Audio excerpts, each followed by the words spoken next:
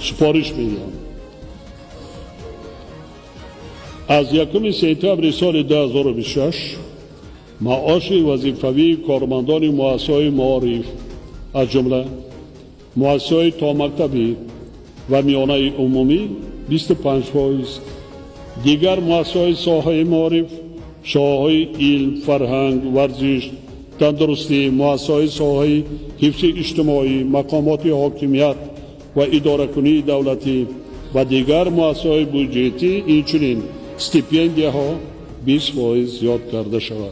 موضوع مهلت عمل کننده کارمندان مقامات حفظ حقوق، خدمتچیان حربی و دیگر کارمندان این مقامات 20% زیاد کرده شود. حد اقل مزد مهلت برای تمام شاخه‌های اقتصادی و اجتماعی کشور به اندازه 1300 تومان در یک ماه مقرر کرده شود.